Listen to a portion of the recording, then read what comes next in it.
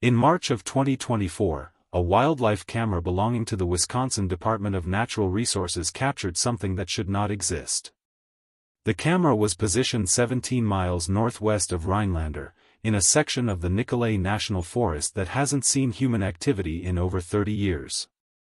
The footage was flagged by automated systems, reviewed once, and then immediately classified under a wildlife incident designation that, officially, doesn't appear in any public database. I'm going to show you why. But first, you need to understand something about bureaucratic language. When a government agency uses the phrase biological anomaly requiring interdepartmental consultation, they're not talking about a weird-looking deer. When they timestamp that footage at 3:47 a.m. and note, subject displaying atypical locomotion and apparent injury to posterior left appendage, they're not describing a bear with a limp. They're describing something they don't have a classification for. The camera was removed 6 hours after the footage was recorded. The area was marked for routine forestry assessment, which is government speak for keep civilians out. 3 days later, a fire watch tower 14 miles south reported what they called unusual vocalization patterns inconsistent with known regional fauna. That report was filed, acknowledged, and never mentioned again. Here's what makes this interesting. That same week, a retired Forest Service ranger named Thomas Milliken walked into the Rhinelander Historical Society and donated a box of documents. Personal papers, he said. Things he'd been meaning to get rid of for years. The Historical Society cataloged them, thanked him politely, and put the box in storage. Thomas Milliken died 2 days later. Heart attack. Natural causes. He was 73 years old, in good health, with no family history of cardiac issues. Inside that box was a journal. Leather-bound, water-stained, with pages that smelled like pine sap and old fear. The entries span from 1998 to 2023, written in the methodical hand of someone who spent decades watching the forest and learning to read what it was trying to say. Most of it is mundane: weather patterns, animal migrations, tree disease assessments. But scattered throughout, marked with a small symbol that looks like a combination of a star and an antler, are observations that Thomas Milliken never filed in any official report. The last entry is dated February 14, 2024. It reads, "Saw it again tonight. Moving south this time. Something's changed. It's afraid." That's not a sentence you expect from a man who spent 40 years in the forest. Rangers don't use words like afraid to describe wildlife. They use technical terms, exhibiting stress behaviors, demonstrating avoidance patterns. But Thomas Milliken didn't write like a ranger in those marked entries. He wrote like someone documenting something he knew nobody would believe. 3 weeks after his death, I received an unmarked envelope. No return address. Postmarked from Rhinelander. Inside was a photocopy of 6 pages from that journal, including the last entry, and a USB drive containing a single audio file. 17 minutes and 43 seconds of what sounds like wind, distant movement through underbrush, and then, at the 11-minute mark, something else. A sound that's almost like breathing, but deeper. Rhythmic. Accompanied by a low, grinding noise, like bone scraping against stone. And then Thomas Milliken's voice, barely a whisper, "God help you. Whatever they did, I hope you make it out. I don't know who sent me that envelope. But I know this: the Hodag isn't just a legend someone made up to sell postcards in Rhinelander. It's not an elaborate hoax from 1893, and it's not a cautionary tale lumberjacks told around campfires. It's something that has been living in those forests for a very long time, and in the winter of 2024, something went catastrophically wrong. This is the story of what happened when the Hodag stopped hiding. Let's start with what you think you know. The Hodag. 7 feet tall, horns like a bull, spikes down its spine, the face of something that crawled out of a nightmare and decided to stay. According to official history, it was invented in 1893 by a man named Eugene Shepard, a timber cruiser and part-time prankster who claimed to have captured the beast after a group of lumberjacks burned down its den. He toured it around Wisconsin, charged admission, and eventually admitted the whole thing was a hoax, a wooden sculpture covered in ox hide and ingenuity. Everyone laughed. The story became local color. Rhinelander adopted the Hodag as its mascot. High school sports teams. Festivals. Tourists bought keychains. The legend was sanitized, made safe, turned into kitsch. But here's the thing about hoaxes, sometimes they're cover stories. Eugene Shepard was a timber cruiser, which means his job was to go deeper into the forest than anyone else and map out where the valuable trees were. He spent weeks alone in sections of wilderness that didn't have names yet. And according to his personal correspondence, which is not included in the official historical record but does exist in the archives of the Wisconsin Historical Society, he saw something in those woods in the summer of 1892 that made him quit drinking for the rest of his life. In a letter to his brother dated August 3, 1892, he wrote, "There are old things in the deep woods. Things that were here before the lumber companies, before the tribes, before anyone gave this land a name. I saw one. I will not describe it, because you would think me mad. But I will tell you this, when it looked at me, I understood why the old Ojibwe maps mark certain areas as places where the ground dreams." Eugene Shepard never filed that letter. It was found in his brother's estate sale in 1957, bought by a collector who didn't know what he had, and eventually donated to the Historical Society, where it sat in a folder labeled Miscellaneous Family Correspondence, 19th Century. 1 year after that letter, Shepard revealed his Hodag hoax. Wooden sculpture. Big laughs. Case closed.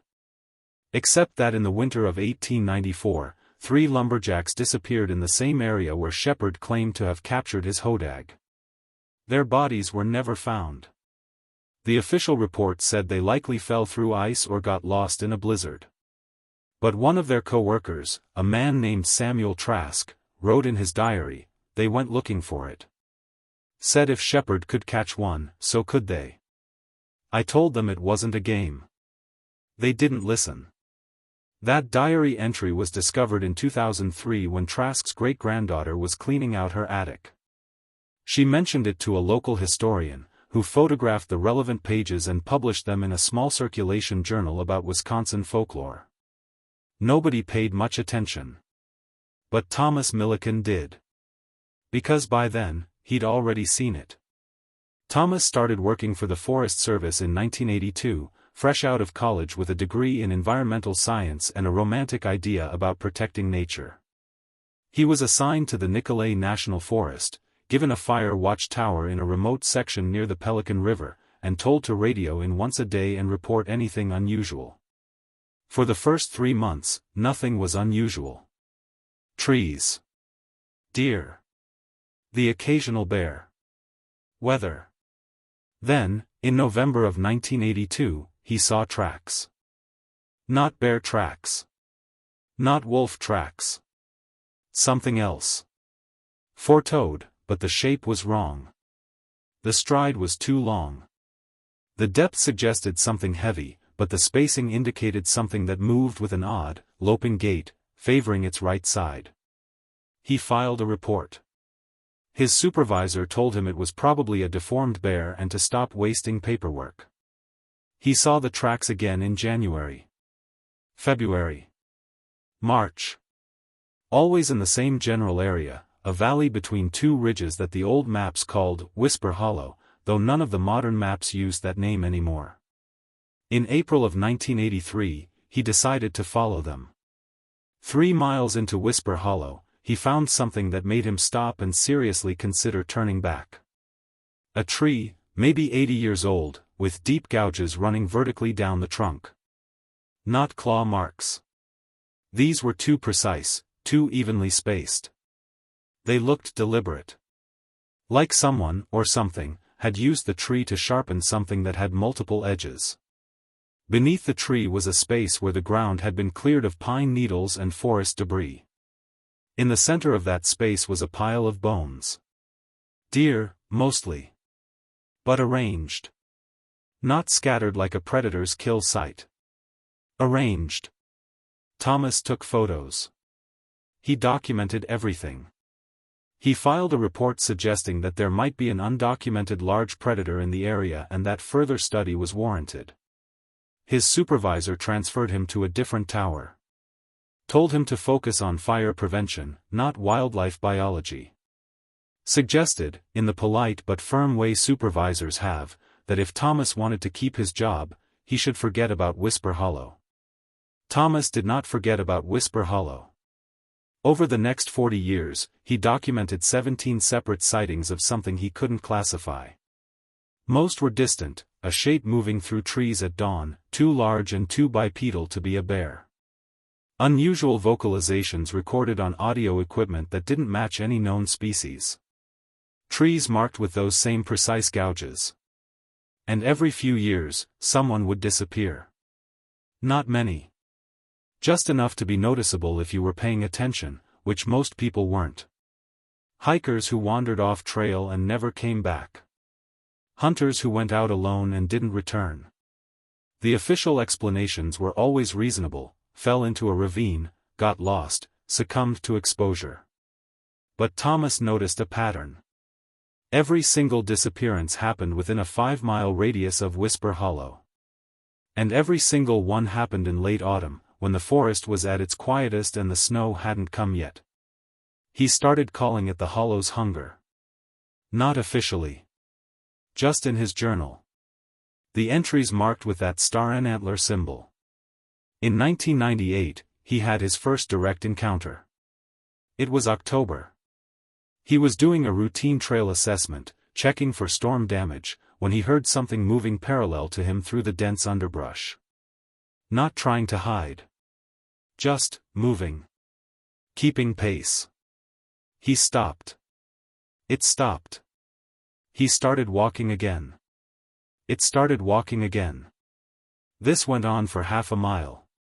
Then he reached a small clearing, and he saw it standing on the opposite side. 50 yards away. Partially obscured by shadow and pine branches. But enough to see. 7 feet tall.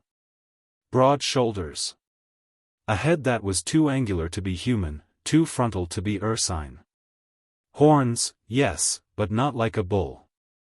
More like something that had grown wrong, asymmetrical, one side longer than the other.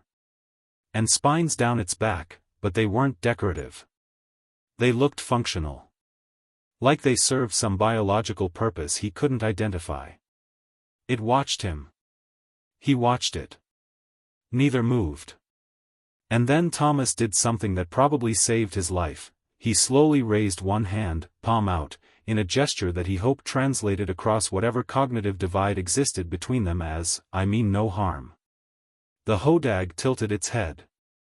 And then it turned and walked away, moving with that strange loping gait, favoring its right side. Thomas stood in that clearing for 10 minutes after it was gone, trying to remember how to breathe. When he got back to his tower, he didn't file a report. He opened his journal and wrote, "It's real. It's been here the whole time. And it's old. Older than the stories." He spent the next 25 years trying to understand what it was. Not what people said it was. What it actually was. He researched everything: Native American oral histories, geological surveys, paleontological records. He found references in Ojibwe stories to creatures called Mishabizhu, underwater panthers, guardian spirits of the deep places. But those were water legends, and the Hodag was terrestrial. He found French fur trapper journals from the 1700s describing something they called Le Gardien de Bois Anciens, the guardian of the old woods. A creature that marked territory, that prevented trappers from venturing into certain valleys. He found surveyor notes from the 1850s marking certain areas as impassable due to hostile terrain and reported sightings of unidentified megafauna. And slowly, over decades of research and careful observation, Thomas Millikan developed a theory. The Hodag wasn't a cryptid. It wasn't a monster. It was a survivor. Survivor of what? That was the question Thomas couldn't answer. But his notes suggest he believed the Hodag was the last of something. A species that had once been numerous but had dwindled to perhaps one, maybe two individuals. Something that had adapted to live in the deepest, most isolated parts of the forest. Something intelligent enough to avoid humans when it could, but territorial enough to defend the places it considered sacred. And something that, based on the increasing frequency of sightings in his later journal entries, was running out of places to hide. By 2020, Thomas was documenting sightings every few months instead of every few years. The Hodag was moving more, covering more ground, appearing in areas it had never been seen before. It was searching for something. Or running from something. In his entry from November 2023, Thomas wrote, "Saw it near the old mining sites today. The places they're not supposed to go. The places that were sealed off in the 70s. It looked thinner. Older. The spines on its back are graying. I don't know how long these things live, but I think this one is reaching the end. And I think it knows." 3 months later, the DNR camera captured footage of something wounded, limping, moving through the forest at 3:47 a.m. And Thomas Millikan wrote his last entry, "Saw it again tonight. Moving south this time. Something's changed. It's afraid." What could make a creature like that afraid? That's what I needed to find out. First signs of trouble. I arrived in Rhinelander on April 2, 2024. Spring was fighting with winter for control of the landscape, and winter was winning. Snow still clung to the shadows beneath the pines, and the air had that crystalline quality that makes everything feel both sharp and fragile. I checked into a motel off Highway 8, the kind of place where the Wi-Fi barely works and the coffee tastes like regret. I spread Thomas Millikan's journal pages across the bed and started mapping out locations. The thing about investigating something like this is that you can't just walk into the forest and expect to find answers. You need to understand the territory. You need to talk to people who know the land but won't immediately dismiss you as a conspiracy theorist or a cryptid tourist. So I started with the bartender at a place called the Timber Lodge, a local spot that smelled like decades of spilled beer and fried fish. I ordered a drink I didn't really want and asked casual questions about Thomas Millikan. The bartender, a woman in her 50s named Carol with the kind of eyes that suggest she's seen every variety of human nonsense, nodded slowly. Tom was a good man. Spent his whole life in those woods. Knew things about the forest most people don't even think to ask about.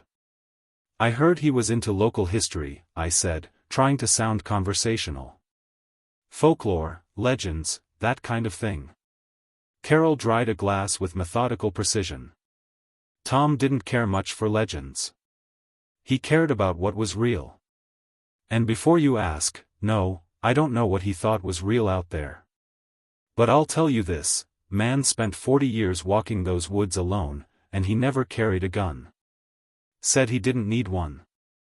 Said the forest had its own rules, and if you respected them, you'd be fine. What kind of rules? She set down the glass. Don't go into Whisper Hollow after dark. Don't follow strange tracks. Don't disturb the old places. And if you hear something calling your name in a voice you recognize, don't answer. Because it's not who you think it is. That last one made the hair on my arms stand up. Did Tom ever tell you where those rules came from? Didn't have to. Anyone who's lived here long enough knows them. We just don't talk about them with outsiders. Gives people the wrong idea. Makes them think we're superstitious or backwards. She looked at me directly. You're that person who's been asking about Tom at the Historical Society, aren't you? No point in lying. Yes. Then you've probably seen his journal. And you're probably thinking about going out to the places he wrote about. She leaned forward. Let me give you some free advice, don't. Tom knew what he was doing. He spent decades learning how to move through those woods safely. You haven't. And whatever's out there, it's been acting strange lately. Animals are skittish. Birds are quiet. Something's wrong. Wrong how? Wrong like the forest is holding its breath. Wrong like something bad is coming, and everything with sense is getting out of the way. I thanked her for the drink and left a generous tip. That night, I listened to the audio file again. 17 minutes and 43 seconds. I'd listened to it maybe 30 times by then, but I kept finding new details. At the 14:20 mark, there's a sound beneath the grinding noise.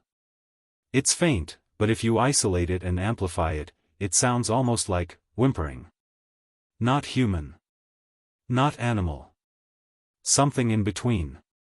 And Thomas Milliken's final whisper, God help you. Whatever they did, I hope you make it out. Whatever they did. Not whatever it did. They. The next morning, I drove out to the area where the DNR camera had been positioned.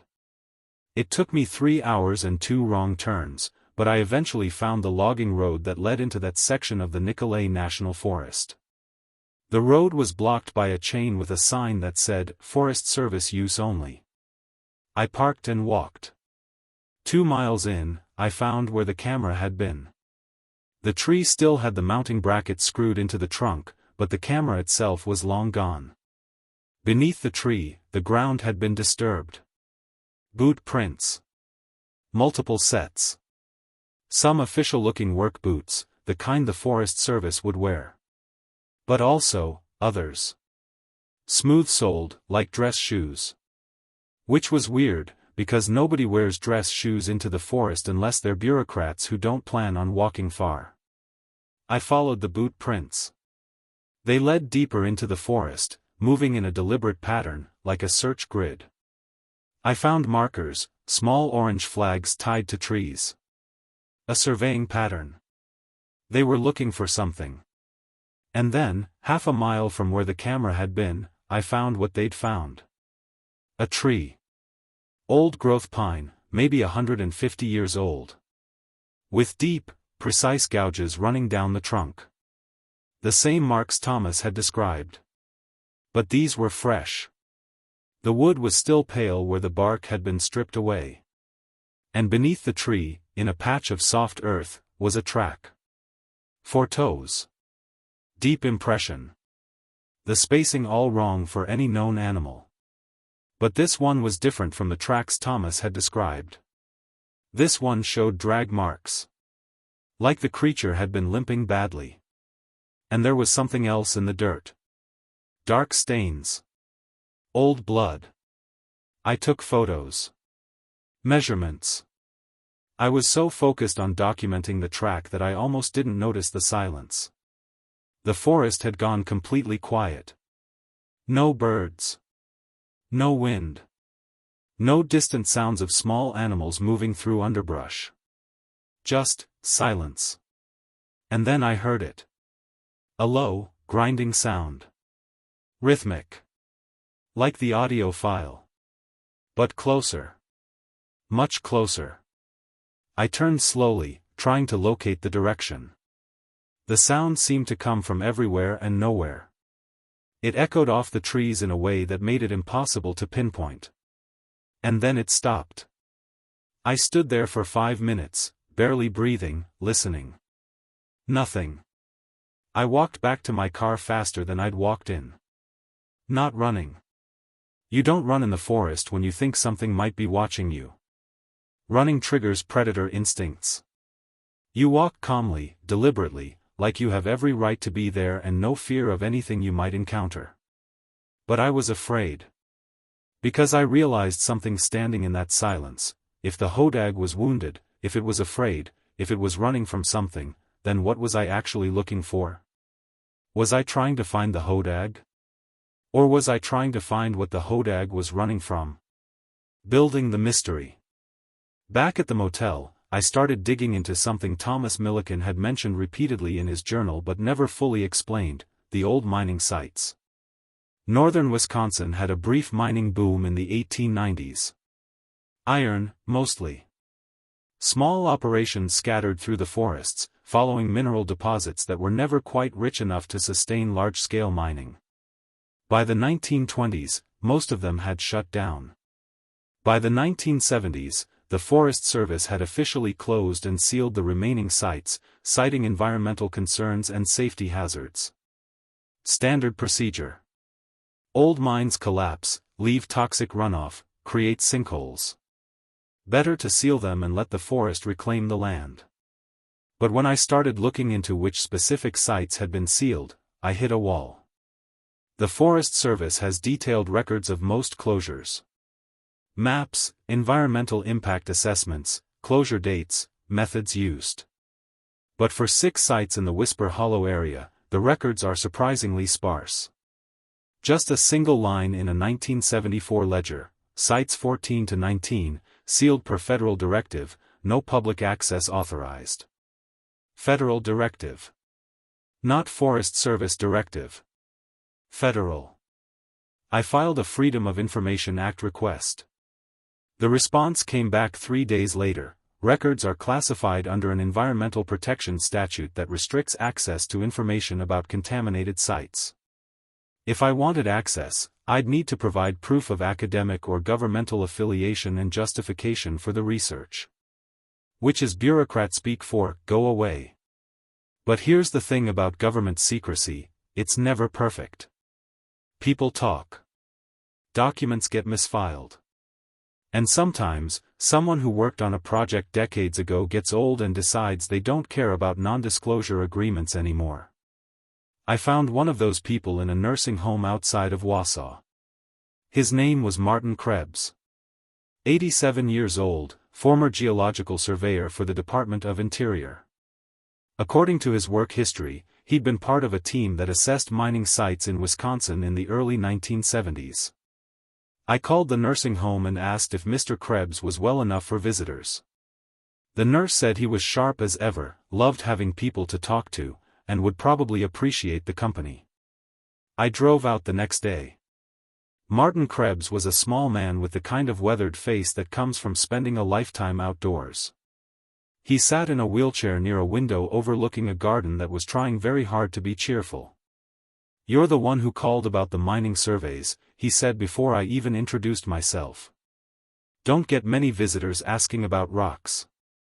Usually, it's family or church people trying to save my soul." He grinned. Too late for that, I'm afraid. I liked him immediately. I asked about the Whisper Hollow sites. His expression changed. Not scared. More like, carefully considering what to say. "Why do you want to know about those?" he asked. I decided honesty was the best approach. Because I think something's been living in that area for a very long time, and I think whatever happened at those sites in the 70s is connected. He studied me for a long moment. Then he nodded. "Come back tomorrow. Bring a recorder. And if anyone asks, we were just talking about my grandchildren." The next day, I returned with a digital recorder and a box of decent chocolates, because you don't show up to someone's potential confession empty-handed. Martin ate 3 chocolates, then started talking. We were sent in to assess 6 mining sites in May of 1974. Official reason was environmental survey, make sure there wasn't any toxic runoff getting into the water table. Routine stuff. But the team lead, guy named Harold Pynchon, pulled me aside the first day and said, "If you see anything unusual, don't put it in the official report. Document it separately, give it to me, and don't talk about it." Unusual how? He didn't specify. Which meant he already knew what we might find and didn't want to bias our observations. Martin shifted in his wheelchair. We surveyed 4 sites, everything was normal. Old shafts, some water accumulation, standard decay. Then we got to site 17. And that's when things got strange. Strange how? The entrance had been collapsed. But not naturally. Someone had deliberately brought down the entrance tunnel. Recent work, too. Maybe a few years old at most. And the way it was done, very precise. Like whoever did it knew exactly how to seal it so nothing could get in or out. And when we used ground-penetrating radar to map the interior, we found something.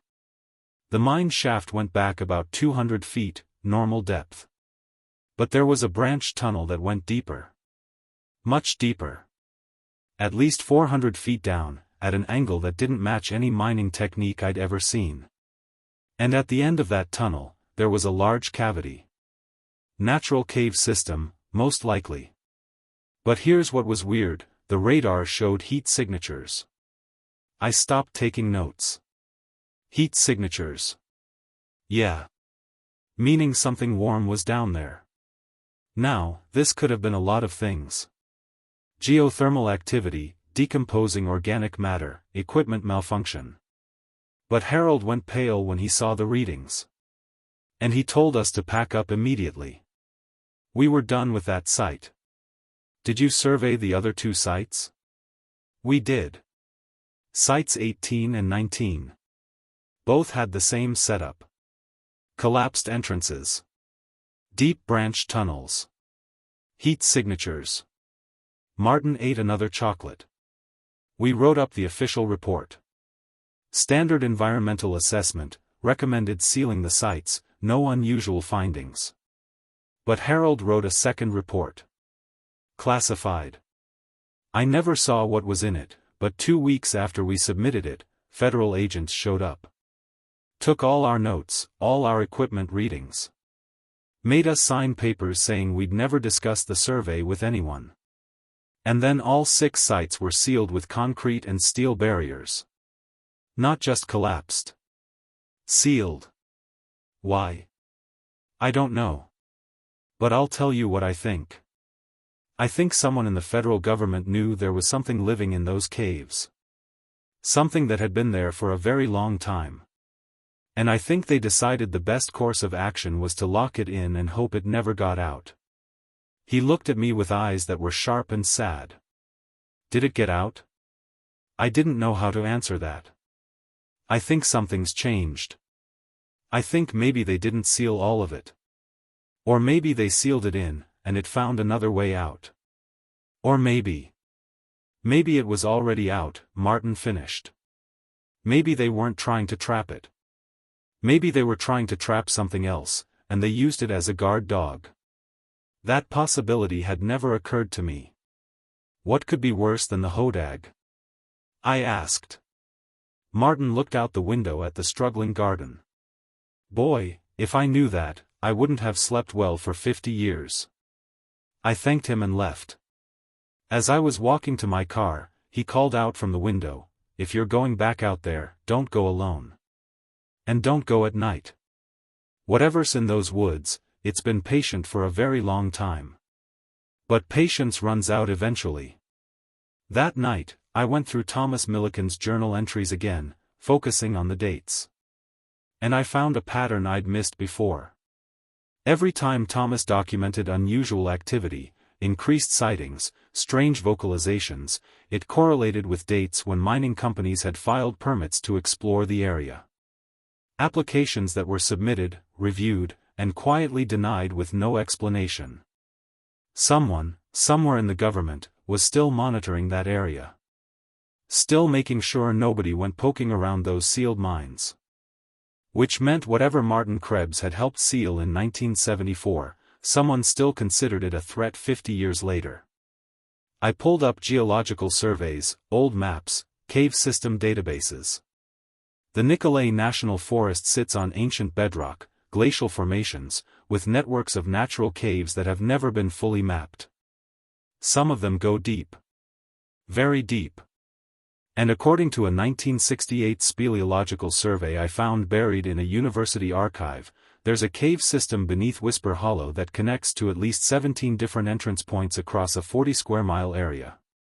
Most of those entrances were sealed in 1974. But one of them wasn't on Martin's list. Site 20. Marked on the 1968 survey map but absent from the 1974 closure records. I cross-referenced the coordinates with modern topographical maps. It was located exactly where the DNR camera had captured footage of something wounded, limping, moving through the forest at 3:47 a.m. I went back to the forest on April 9, morning light, clear weather, fully charged phone, GPS tracker, emergency beacon. I told the motel clerk I'd be back by 6 p.m., and if I wasn't, to call the Forest Service. She looked at me like people probably looked at Thomas Millikan. "You're going out to Whisper Hollow, aren't you? Maybe near it." Everyone who goes out there says, maybe. And most of them come back looking like they've seen something they can't explain. Few of them don't come back at all. She handed me a business card with a handwritten phone number. "That's my cell.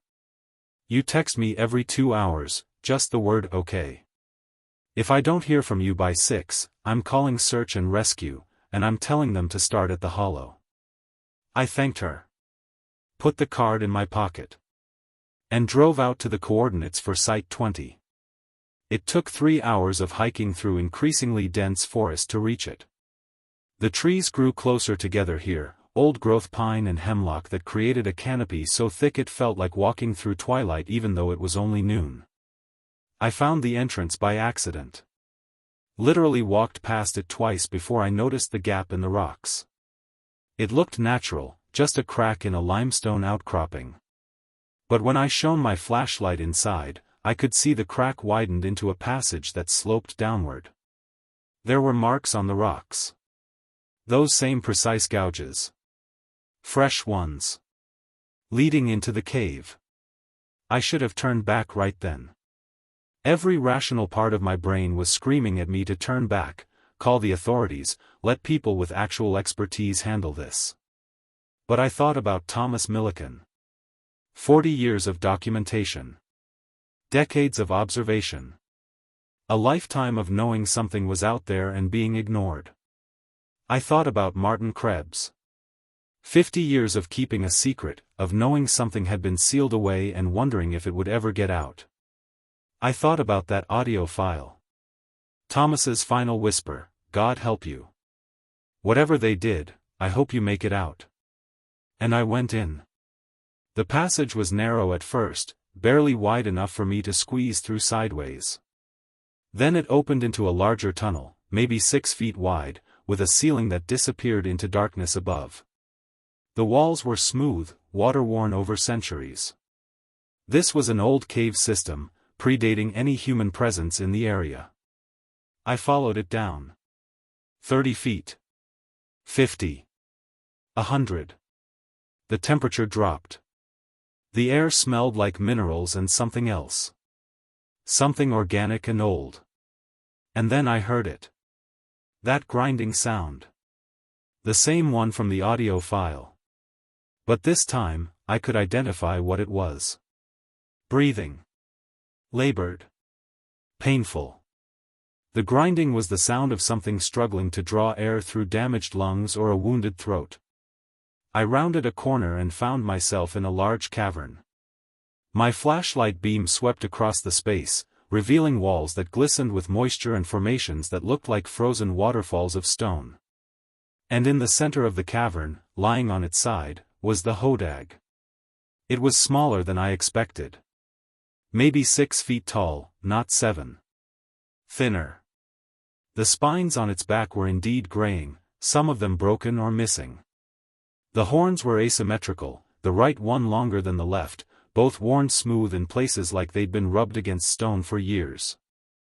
But it was the eyes that stopped me. I expected animal eyes. Predator eyes. Blank, instinctive. Instead, I saw something that looked aware. Intelligent. Exhausted. The Hodag's left leg was badly wounded. A deep gash that ran from shoulder to foot, the kind of injury that should have been fatal. The wound was infected, swollen, leaking fluid that pooled on the cave floor. It watched me. Didn't move. Didn't threaten. Just watched. And then it did something I never expected. It spoke. Not English. Not any language I recognized. But vocalization that had structure, rhythm. Communication. The sound was deep, resonant, formed somewhere in its chest. It repeated the same sequence 3 times, then stopped and waited, like it was expecting a response. I stood there, frozen, trying to process what I was hearing. And then I remembered something. Thomas Millikan's journal. A passage I'd skimmed over because it seemed too fantastical. The old Ojibwe stories say the Mishabizhu could speak with shamans. Not in words, but in understanding. A language older than language. I didn't know what to say. So I did what felt instinctive. I lowered myself to the ground, sitting cross-legged, making myself smaller, less threatening. The Hodag's eyes followed me. Then it closed them, like it was relieved. Or resigned. We stayed like that for maybe 10 minutes. Me sitting. It lying there, breathing with that awful grinding sound. Then I heard something else. Footsteps. Multiple sets. Coming from deeper in the cave system, from a passage on the far side of the cavern that I hadn't noticed. The Hodag heard them too. Its eyes snapped open. And for the first time, I saw genuine fear in those eyes. It tried to stand. Couldn't. The wounded leg gave out, and it collapsed back to the stone with a sound that made me wince. The footsteps got louder. And then they emerged from the darkness. 3 of them. But these weren't human. They were taller than the Hodag. 8, maybe 9 feet. Bipedal but wrong, like someone had tried to build a human frame from a blueprint they'd only half remembered. Their skin was pale, almost translucent, and in the beam of my flashlight, I could see the outline of bones and organs beneath. Their heads were elongated, smooth, with eyes that were too large and completely black. They moved with a fluid grace that was horrible in its efficiency. Predators. Purpose-built for hunting in darkness. The Hodag made a sound. Not the deep vocalization from before. This was higher, sharper. A warning. Or a plea. One of the creatures tilted its head, studying the wounded Hodag. Then it looked at me. I've been in dangerous situations before. I've been scared. But this was different. This was the fear of realizing that you're not at the top of the food chain. That there are things in the world that view you the way you view an insect. And then the Hodag did something extraordinary. It lunged. Not at me. At them. With its wounded leg, barely able to stand, it threw itself between me and the 3 creatures. It roared, that grinding, painful sound, but defiant. Protective. The creatures hesitated. Not afraid. But, surprised. And in that moment of surprise, I understood. The Hodag wasn't a monster. It wasn't a legend. It wasn't even the thing people needed to be afraid of. It was a guard. A sentry. The last of its kind, spending its entire life keeping these things contained in the deep caves. Keeping them from coming up into the forest, into the world above. And it was losing. The wound on its leg, I realized, wasn't from an accident or old age. It was a fighting wound. These creatures had been testing the barriers. Getting stronger. Getting bolder. And the Hodag had been holding them back, alone, for God knows how long. The creatures advanced. The Hodag couldn't hold them. I could see it in the way it struggled to maintain balance, in the way its breathing became more labored. I did the only thing I could think of. I pulled out my emergency beacon, pressed the activation button, and threw it as hard as I could into the passage the creatures had emerged from. The beacon activated. Bright strobe light, piercing alarm, GPS signal broadcasting to every emergency frequency within a 100-mile radius. The creatures recoiled from the light. Not painfully, but instinctively, like animals that had spent millennia in darkness and found sudden brightness disorienting. I grabbed a rock and threw it past them, deeper into their passage. Then another. Creating noise, distraction, making them think there was a threat from behind. It worked. Sort of. They turned, confused, trying to assess multiple stimuli at once. The Hodag looked at me. And in that look, I saw something like gratitude. Then it pushed me. Gently, but firmly, toward the passage I'd come down. I ran. Behind me, I heard sounds. Fighting. The Hodag was buying me time. I scrambled up the tunnel, hitting my head, scraping my hands, not caring. I could hear the creatures making their own vocalizations now. Higher pitched. Angry. I burst out of the cave entrance into daylight that felt like a miracle. I kept running. Didn't stop until I reached my car. My phone had 17 missed calls. The motel clerk. Forest Service. Search and rescue. I called back. Told them I was fine. Yes, I'd activated the beacon. Yes, by accident. No, I didn't need assistance. I was sorry for the trouble. I drove back to town, checked out of the motel, and drove straight through to Minneapolis. Put 400 miles between me and Whisper Hollow before I stopped shaking. 3 days later, the official story broke. The Forest Service issued a statement. A section of the Nicolet National Forest, including the Whisper Hollow area, was being temporarily closed for emergency environmental assessment. A routine survey had detected unusual seismic activity suggesting potential cave system instability. Out of an abundance of caution, the area was off-limits until further notice. They sealed it. All of it. Not just the cave entrances. The entire valley. 20 square miles, suddenly designated as a geological hazard zone. I submitted a FOIA request for the seismic survey data. Denied. Classified environmental assessment. I tried calling the DNR to ask about the wildlife camera footage from March. The number went to a voicemail box that was full. I tried emailing. Automatic reply saying that inquiry had been forwarded to the appropriate department. Never heard back. I reached out to Martin Krebs. The nursing home said he'd passed away peacefully in his sleep. April 12. 2 days after I'd gone into that cave. I don't think it was a coincidence. I tried to find Carol, the bartender from the Timber Lodge. The bar was closed. Permanently.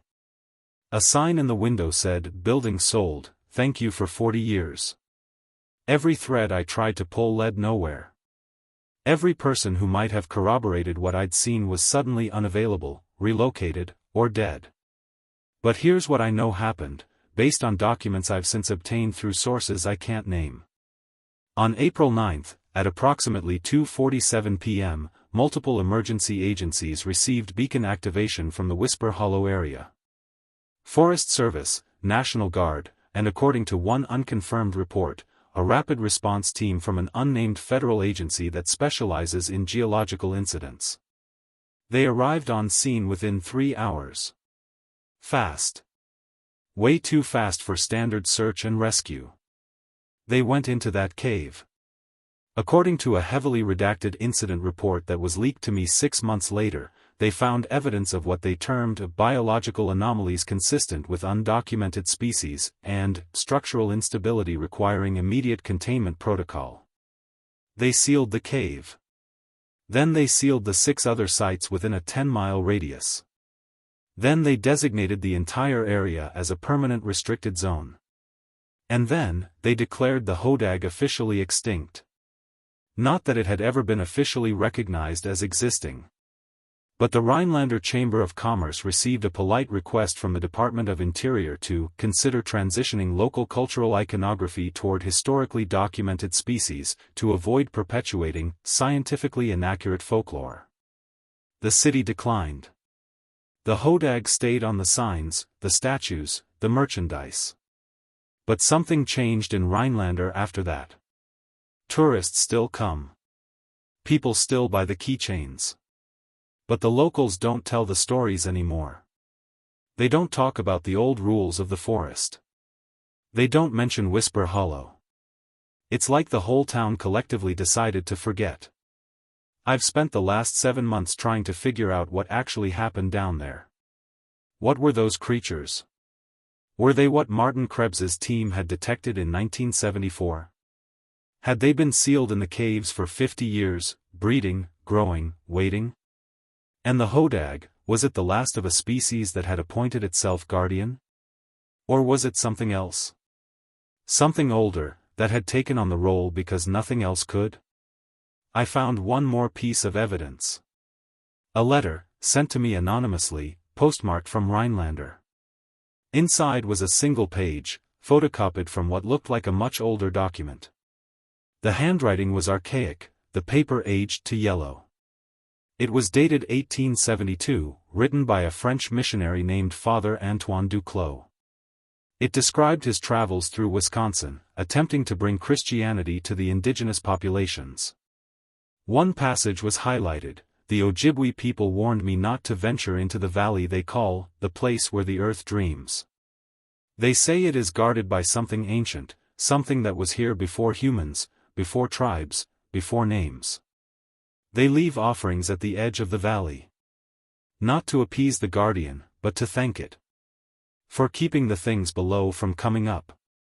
Below the photocopied page, someone had written in modern pen, "It's still down there. And now it has no guardian.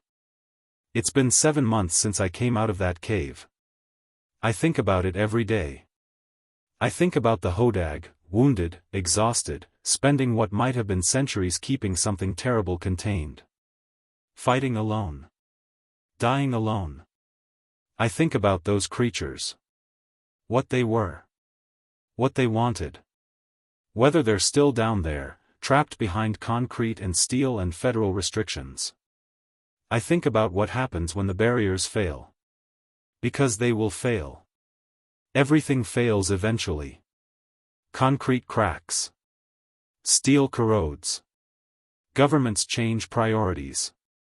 Budgets get cut. People forget why certain places were sealed off in the first place. And I think about the fact that the Hodag is gone now. Whatever it was, it served its purpose until it couldn't anymore. And when it finally failed, when those creatures started breaking through, it made one last choice. It protected a stranger. A human who stumbled into something he didn't understand. Bought me time to escape. Sacrificed whatever time it had left so that maybe, just maybe, someone would tell the story. Last week, I received another email. No sender information. Just a file attachment. Audio. 4 minutes, 16 seconds. Recorded on a Forest Service monitoring station, dated October 28, 2024. Deep in the restricted zone, where officially, nothing is supposed to exist anymore. It's mostly static. Wind. The normal sounds of a forest at night. But at the 2:38 mark, there's a vocalization. Deep. Resonant. Formed somewhere in the chest. The same sequence I heard in that cave. Repeated 3 times. Either the Hodag survived. Or it wasn't alone. I don't know which possibility scares me more.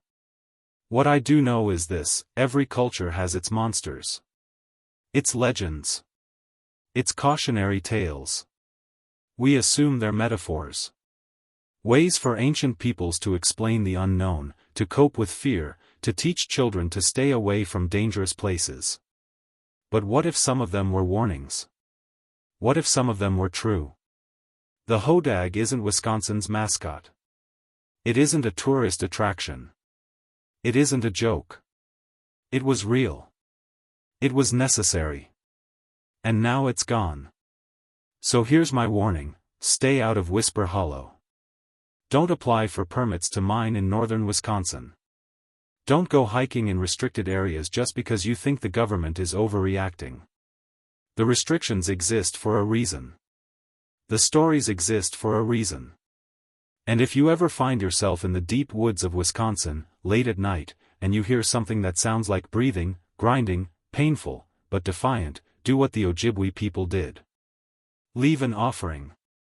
Not to appease. To say thank you.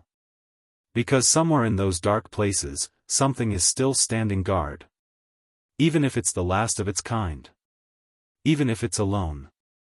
Even if nobody believes it exists. It's there. Holding the line. Keeping the things below from coming up.